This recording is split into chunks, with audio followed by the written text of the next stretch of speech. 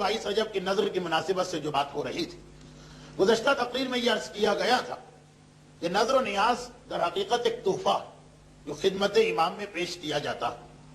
چنانچہ اس میں کسی تاریخ اور غیر تاریخ کا مسئلہ نہیں، سال میں جب کبھی نظر کرے جب کبھی نیاز کرے، اور یہ بھی یقینی بات ہے کہ جو کچھ بھی آپ اس انداز سے معصوم تک پہنچاتے ہیں، یہ اس کے بدلے میں آپ کے گھر میں برکتیں لے کے تو ضرور آتا۔ یہ ممکن ہی نہیں کہ آپ امام کے نام پہ کچھ خرچ کریں اور آپ کو اس کا بدلہ نہ ملے۔ اس حدیث میں ایک چیز یہ بھی شامل ہے جو پیغمبر اسلام کی ایک حدیث میں اکثر پڑھتا ہوں کہ سنو، نبی کا کام قسمیں کھانا نہیں ہوتا، مگر 3 چیزیں ایسی ہیں جس کے لیے میں قسم کھانے کو تیار ہوں، 3 خرچے ایسے ہیں جس کے لیے میں قسم کھانے کو تیار ہوں۔ نبی قسم نہیں کھاتا مگر ان 3 چیزوں کے لیے قسم کھا رہا کہ اگر کوئی یہ 3 خرچے کرے گا تو آخرت کا جو اجر ہے وہ تو محفوظ رہے گا، دنیا میں بھی اسے کم سے کم 70 گنا ہو کے واپس ملے گا۔ اور اس میں پیغمبر نے چیز یہی کہی کہ مجھ پر اور میری آل پہ کیا جانے والا خرچہ، تو یہ نظر و نیاز، یہ حقیقت یہ ہو ہی نہیں سکتا کہ خالی ایک رسم و رواج، چاہے ہمیں اندازہ بھی نہ ہو، مگر اس کا جواب جو بارگاہ معصومین سے آتا وہ بڑی برکت والا آتا۔ اور یاد رکھیں، امام کی جانب سے ہمیں کوئی ہدیہ اور تحفہ ملے، اس سے بڑھ کے مومن کی خوش قسمتی اور سعادت کچھ نہیں ہو سکتی۔ وہ واقعہ بھی آپ یاد کریں کہ امام کی طرف سے کچھ ملے تو چھوڑے، امام کی طرف سے خالی جملہ سننے کو مل جائے، اس کی خاطر ابتدائی عہد اسلامی میں لوگ کتنے جتن کرتے تھے، یہاں تک کہ وہ واقعہ جو اگرچہ فقہی اعتبار سے حرام ہے لیکن اس وقت تک یہ مسئلہ نہیں آیا تھا، چنانچہ پیغمبر اسلام اس آدمی کی اس غلطی کو معاف بھی کیا، اور یہ کہہ کے معاف کیا کہ عمل غلط ہے مگر نیت کتنی اچھی۔ وہ بہت ہی تفصیلی واقعہ، لیکن اس کا آخری ٹکڑا کہ جب پیغمبر اسلام کو ایک مسلمان کے گھر جانا پڑا، وہ اس کی کنیز کا مسئلہ اور کنیز کا رونا دھونا کہ میرا آقا مجھے سزا دے گا، اتنی تاخیر ہو گئی، اور پیغمبر اس کے گھر میں گئے اور دروازے پہ کھڑے ہو کے سلام کرتے ہیں، السلام علیکم یا اہل بیت، اے گھر کے رہنے والوں تو پہ میرا سلام۔ کوئی جواب نہیں ملا، پیغمبر نے دوبارہ اپنے سلام کو دہرایا، السلام علیکم یا اہل بیت۔ جب دوبارہ جواب نہ ملا تو سہبارہ پیغمبر نے اپنے سلام کو دہرایا، اور تیسری مرتبہ بھی جواب نہ ملا تو پیغمبر واپس چلے۔ جو دستور ہے پیغمبر اسلام کا کہ کسی بھی گھر جب جاتے ہیں تو 3 مرتبہ سلام کرتے ہیں، اگر تینوں مرتبہ میں جواب نہ ملے تو پیغمبر سمجھ لیتے ہیں کہ یا تو گھر میں کوئی ہے نہیں، یا ہے تو اس وقت مل نہیں سکتا، اور پیغمبر واپس ہو جاتے ہیں۔ تیسری مرتبہ جب پیغمبر سلام کر کے واپس ہوئے تو ایک مرتبہ گھر کا دروازہ کھلتا اور صاحب خانہ دوڑ کے باہر آتا، وعلیک السلام یا رسول اللہ، وعلیک السلام یا رسول اللہ، وعلیک السلام یا رسول اللہ۔ پیغمبر اسلام نے سوال کیا، یہ بہار کی حدیث جسے شہید مرتضی مطہری نے داستان راستان یعنی سچوں کی کہانیوں میں بھی نقل کیا، کہ پیغمبر اسلام فرماتے ہیں کہ اے شخص اتنی دیر سے باہر آیا، کیا میرے سلام کی آواز تو نے نہیں سنی؟ کہا اللہ کے رسول آواز تو سن لی تھی۔ تو کہا کہ پھر جواب کیوں نہیں دیا؟ کہا کہ اے اللہ کے رسول، جب آپ سلام کر رہے تھے، سلام کیا ہے؟ سلام کے معنی ہے تم پر سلامتی۔ اسلام کی نگاہ میں ایک مومن پر دوسرے مومن کی جان مال اور عزت کا کتنا احترام کہ جب پہلی ملاقات ہو اس کا چہرہ دیکھو تو پہلی بات یہی کہو کہ اللہ کی سلامتی تم پر، میں تمہارے لیے پیغام سلامتی لے کے آیا ہوں۔ تو اس نے کہا کہ اللہ کے رسول، جب آپ سلام کر رہے تھے تو گویا سلام نہیں تھی، ایک دعا مجھ پر بھیج رہے تھے، میں نے سوچا کہ اگر میں پہلی مرتبہ آپ کو جواب دے دوں گا تو آپ دوبارہ سلام نہیں کریں گے، اور میرا دل چاہ رہا تھا کہ مجھے اور میرے گھر والوں کو آپ کی طرف سے زیادہ دعا ملے، چنانچہ میں نے دوبارہ آپ کا سلام سنا، اور پھر میں نے سوچا کہ اگر میں نے جواب دے دیا تو جو دعا رسول کی زبان سے میرے گھر میں آ رہی اس کا سلسلہ رک جائے گا، چنانچہ میں نے پھر انتظار کیا، تیسری مرتبہ جو آپ نے سلام کیا یہ تیسری دعا بنی، پھر بھی میرا دل نہیں چاہ رہا تھا جواب دینے کا، کہ اگر میں جواب دیتا ہوں تو دعائے سلامتی میں کمی ہوتی ہے، ایک مرتبہ آپ اور سلام کریں، لیکن جب میں نے دیکھا کہ آپ تیسرے سلام کے بعد آپ واپس پلٹ رہے ہیں تو پھر میں نے آپ کو سلام کا جواب دیا۔ آج تو فقہی اعتبار سے جواب سلام واجب بھی ہے اور واجب فوری بھی ہے، فوراً جواب دینا، یہاں تک کہ اگر نماز تک میں آپ کو کوئی سلام کرے تو مسائل شریعہ کا خیال کرتے ہوئے اسی نماز میں آپ کو جواب سلام کرنا رد السلام واجب، لیکن پہلی بات کہ واقعہ اس وقت کا ہے کہ جب یہ فقہی حکم نہیں آیا تھا، اور دوسری بات یہ کہ بہرحال وہ انسان اس مسئلے سے جاہل تھا، تو پیغمبر اسلام نے کیا اس سے ارشاد فرمایا؟ کہا کہ اے شخص تیرا عمل تو انتہائی بدتر تھا، کہ اگر اسلام میں سلام کا جواب اس وقت تک واجب نہ بھی ہوا تب بھی بہرحال ایک آدمی پکار رہا، اسے زیادہ زحمت میں ڈالنا، اس اعتبار سے عمل تیرا بدتر تھا لیکن نیت تیری بہترین تھی، اس لیے خدا نے اس نیت پر بھی تجھے اجر دیا۔ لیکن بہرحال یہ مسئلہ اس وقت تک جب تک کہ فقہی حکم نازل نہیں ہوا۔ تو اب اس زمانے کے لوگ فقط ایک دعا ہم کو رسول کی جانب سے مل جائے اس کے لیے اتنے جتن کیا کرتے ہیں، اور اگر واقعاً کوئی ہدیہ اور تحفہ مل جائے بارگاہ رسالت و امامت سے ہمارے لیے کوئی تحفہ آتا، اس سے زیادہ برکت والی کوئی چیز نہیں۔ ایک دینار بھی اگر آتا تو لاکھوں میں انسان کھیلنے لگتا، اور یہ ممکن نہیں کہ ہم امام کے نام پہ کچھ بھی خرچ کریں، نظر ہو، نیاز ہو، مجلس ہو، ماتم ہو، زیارت ہو، امام کے نام پہ کوئی خرچ کیا جائے، یہ ممکن ہی نہیں کہ امام اس کا ریٹرن ہم کو نہ دے، امام کی جانب سے اس کا بدلہ ہم کو نہ ملے۔ لیکن بس ایک بات کا خیال رکھنا، اور وہی جو ہمارے یہاں سب سے زیادہ غلطی ہو جاتی وہ یہ کہ بس اس بات کو ذہن میں رکھتے ہوئے امام کی خدمت میں تحفہ بھجوانا کہ جو چیز ہم بھجوا رہے ہیں وہ وہاں تک پہنچ جائے، ایسا نہ ہو کہ راستے ہی میں وہ غائب ہو جائے،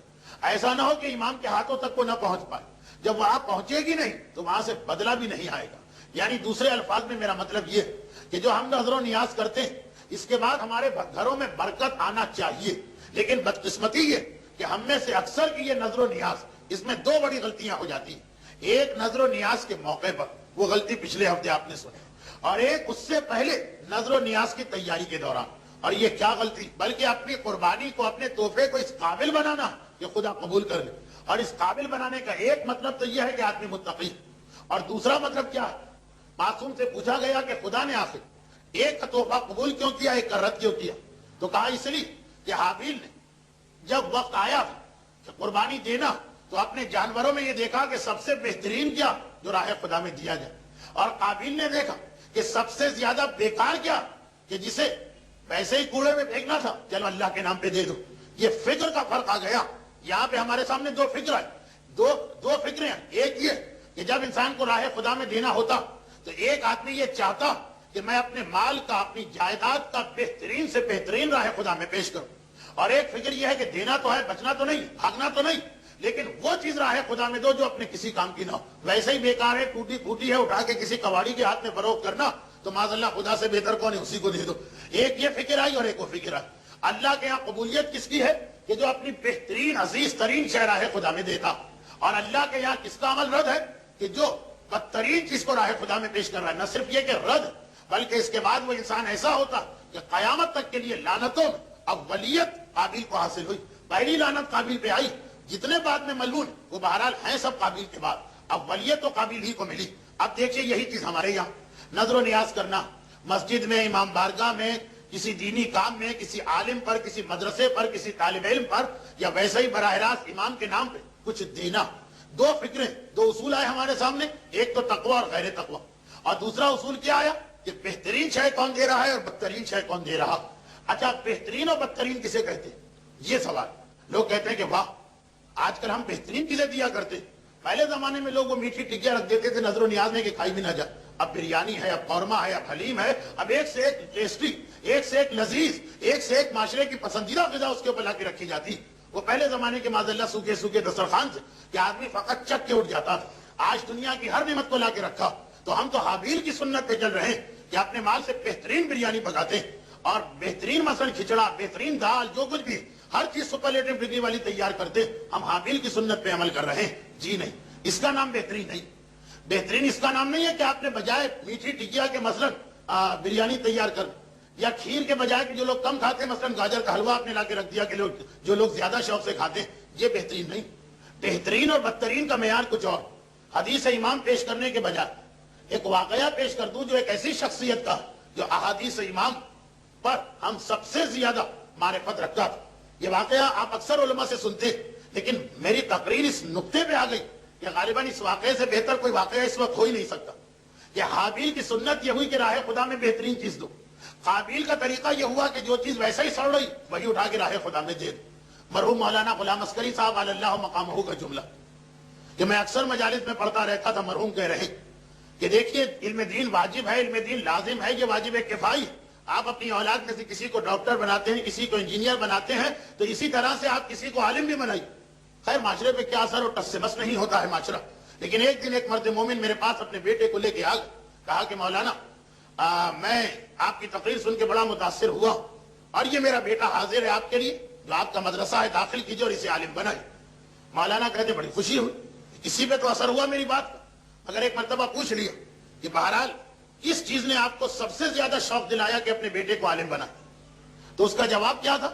خیر اس کا جواب تو جو کچھ ہو میں اپنے الفاظ میں یہ کہہ رہا ہوں۔ اس کا جواب کیا تھا؟ مولانا پوچھ رہے ہیں کس چیز نے آپ کو شوق دلا، کس چیز نے آپ کو انکریج کیا کہ آپ بیٹے کو عالم بنائیں؟ کیا جواب ہوگا؟ ثواب۔ کیا جواب ہوگا؟ عالم کی اہمیت۔ کیا جواب ہوگا؟ امام کے یہاں جو مرتبہ ہے ایک عالم اور اس کے گھر والوں کا۔ لیکن ایک جواب کیا تھا؟ بیٹے کی نالائقیت۔ اتنا نالائق بیٹا تھا جس نے مجبور کر دی کہ مولانا میں نے اس بیٹے کو ہر لائن میں ڈالا، پڑھانا چاہا تو پڑھنے سے انکار کیا، کام سکھانا چاہا تو کام کرنے سے انکار کیا، کسی لائن میں یہ فٹ نہیں ہو رہا تو میں نے سوچا کہ اس کو عالم ہی بنا لو، کسی نہ کسی طرح اپنا گزارا کر لے گا۔ یہ طریقہ جو مولانا نے ایک واقعہ سنایا، جو وہی میں کہہ رہا ہوں طریقہ قابل،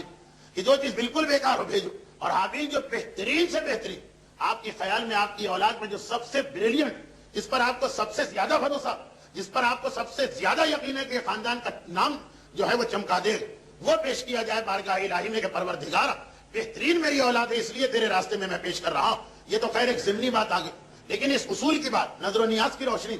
کہ اگر ہم یہ سمجھیں کہ اچھے باورچی کا ہاتھ لگنے سے، اگر ہم یہ سمجھیں کہ لذیذ غذا تیار کرنے سے ہمارا دسترخوان جناب حابیل کی طرح سے بہترین بن گیا تو یہ غلط، کیونکہ پہلی بات تو یہ بس یہی آخری جملہ کہ جسے آپ لذیذ ترین سمجھ رہے ہیں، ہو سکتا ہے ہمیں اور آپ کو لذیذ ترین لگے جو آئے، مگر یہ دسترخوان تو امام کے لیے جا رہا، امام اس کو لذیذ ترین سمجھ رہے ہیں یا نہیں؟ امام کے یہاں لذت کا معیار کیا؟ امام کے یہاں بہترین کھانے کا معیار کیا؟ بریانی امام کے یہاں بہترین کھانا نہیں، قورمہ امام کے یہاں بہترین کھانا نہیں، یہ جملے امام کے یہاں بہترین کھانا نہیں کہ کیا پکایا تھا کہ لوگ انگلیاں چاٹتے رہ گئے، یہ امام کے یہاں معیار نہیں۔ امام کا معیار بہلول دانا سے پوچھے، بہت مشہور واقعہ، لیکن اس سے اندازہ کہ امام کے یہاں بہترین غذا کسے کہتے ہیں کہ پھر وہ قبول ہو۔ اور اس کی مزید کچھ وضاحتیں آئندہ ہی ہوں گی، آج تو وقت نہ رہا درس میں۔ بہلول دانا، وہ دانا کہ دنیا ان کو دیوانہ سمجھ رہی، مگر صاحبان معرفت جانتے ہیں کہ اس دور میں معصوم کے شاگردوں میں ان سے زیادہ دانا کوئی نہیں۔ ہارون سے اکثر ان کے مذاق چلتے رہتے ہیں، بعض علماء نے لکھا بھی ہے کہ یہ ہارون کے چچا زاد بھائی تھے، ذرا دور کے رشتے سے، لیکن بہرحال خاندان کے افراد میں سے ایک فرد تھے۔ بہلول دانا شہر سے باہر ویرانے میں بیٹھے، پرانا زمانہ جہاں شہر کا کوڑا کرکٹ ڈسپوز آف کرنے کا ایک ہی طریقہ تھا کہ شہر سے باہر وہ مزبلہ بنایا جاتا ہے، کوڑا گھر، اور پورے شہر کا کوڑا لا کے وہاں ڈال دیا جاتا، سڑتا ہوا کوڑا، پیٹ پھٹے ہوئے جانور، مردار جانور، اور غرض یہ کہ ہر قسم کا کوڑا۔ بہلول وہاں بیٹھے، ہارون کے یہاں کسی کی دعوت تھی، چنانچہ بہترین کھانے پکائے گئے۔ شاہی باورچی سے کہا گیا کہ آج دعوت والے کھانے پکانا، اس نے بھی بہت محنت کے ساتھ بہترین کھانے پکائے۔ خلفاء کا ایک خاص طریقہ کار ہمیشہ رہتا، بلکہ ہر بادشاہ کا ایک خاص ڈش تیار ہوتی ہے فقط بادشاہ کے لیے، اور وہ ڈش جو ہے اصل میں ایک قسم کا وہ پریسٹیج میٹر ہوتی، یعنی بادشاہ، صرف بادشاہ اس کو دسترخوان پہ بادشاہ کے لیے مخصوص، اور اگر بادشاہ اس میں سے ایک آدھ لقمہ کسی کو دے تو یہ گویا اس کے لیے ایک بڑی عزت، ایک آنر ہو گیا۔ جیسے آج کل کسی کو میڈل ویڈل دیے جاتے ہیں، تو ایک لقمہ ایک عزت ہو گئی کہ بادشاہ مجھے اتنا بڑا اعزاز دیا، ایک لقمہ۔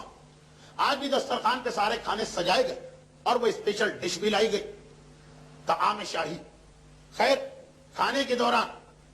جو مہمان آئے تھے سب کے سب وی آئی پیز تھے، ان میں سے ایک یا دو کو ہارون نے ایک ایک لقمہ اس میں سے دے دی، جو اب آج کل کی اصطلاح میں سارا دسترخوان وی آئی پیز کا تھا، مگر یہ لوگ وی آئی پیز تھے، چنانچہ ایک ایک لقمہ ان کو دے دیا گیا۔ تو یہ 2 یا 3 آدمی تھے کہ جن کو بہرحال یہ لقمے ملے، اور باقی اگرچہ سب مہمان چنے ہوئے مہمان سلیکٹڈ پرسنالٹیز ہیں، سب کے سب بہرحال معززین میں سے ہیں، لیکن تحفہ کسی ایک یا دو کو ملا۔ کوئی ایسی بات نہیں، سب کو پتا کہ بادشاہ کا ہی تحفہ تو کہیں ہزاروں میں کسی ایک کو ملتا ہے۔ دسترخوان ختم ہوا، ہارون کو یاد آیا، کہا کہ بہلول بہت دنوں سے نظر نہیں آئے، پہلے تو ہر صبح و شام ایک چکر لگتا تھا، اکثر دسترخوان کے قریب بھی ہوتے تھے، لیکن کئی دنوں سے نظر نہیں آئے، کہاں ہے بہلول؟ اپنے خاص نوکر کو بلایا، نوکر تو نہیں کہیں گے، آج کل کی اصطلاح میں ہوگا مثلا پرسنل سیکریٹری، اس کو بلایا، اور کہا کہ یہ جو میرے لیے خاص کھانا تیار ہوا تھا جاؤ جا کے بہلول کو دے دو۔ بادشاہوں کا مزاج ایسا ہی ہوتا کہ جیسا کہ سعدی نے گلستان میں لکھا کہ کبھی ان کو گالی دو تو وہ خلت دیتے اور کبھی سلام کرو تو گردن کٹوا دیتے۔ بادشاہ کے مزاج کا کوئی بھروسہ نہیں، جاؤ بہلول کو دے دو۔ سارا دربار ایک مرتبہ حیران ہو گئے، ایک لقمے کے لیے لوگ مرتے ہیں اور یہ پوری ڈش بہلول کے پاس جا رہی۔ شاہی قاعدے کے مطابق وہ بادشاہ کا خاص اسسٹنٹ یا پرسنل سیکریٹری اس پیالے کو اپنے سر پہ رکھ کے چلا، احترام عزت، اور تلاش میں نکلا بہلول۔ لوگوں نے کہا کہ وہ تو ہمیں کئی دنوں سے کھنڈر میں نظر آ رہے ہیں، وہ جو شہر کے باہر کوڑا گھر وہاں بیٹھے۔ پہنچا خیر وہ غلام خاص، دیکھا کہ واقعاً بہلول وہاں پہ۔ ایک مرتبہ بہلول سے کہا کہ بہلول مبارک کھڑے ہو جاؤ۔ بہلول نے کہا آخر کیوں کھڑا ہوں؟ کہا کہ تمہارے لیے بادشاہ کا خاص تحفہ آیا، شاہی تحفہ تمہارے لیے آ رہا، اور یہ خاص غذا ہے بادشاہ کی جو تمہیں دی گئی۔ بہلول نے اشارہ کیا ہر کوڑا گھر پہ کتے تو ہوتے ہی ہیں جو ہڈیوں پہ جھگڑا کر رہے ہوتے، کہا کہ جا کے ان کے سامنے ڈال دو۔ تو غلام کو اس پرسنل سیکریٹری کو یقین نہیں آ رہا، بہلول پاگل تو ہے لیکن اتنے بھی پاگل کیا ہوں، یہ شاہی تحفہ اس کا ایک چمچہ کسی کو مل جائے تو اس کے پورے خاندان کے لیے فخر کا موقع۔ یہ ہمارے خاندان میں بادشاہ نے ایک چمچہ بھجوایا تھا شاہی تحفے کا، اور یہاں پوری ڈش مل رہی اور کہہ رہے کتے کے آگے ڈال دو۔ کہ بہلول کو ہوا کیا؟ کہا بہلول یہ کیا کہہ رہے ہو، تمہیں پتا نہیں یہ خلیفہ ہارون رشید کا خاص الخاص کھانا ہے؟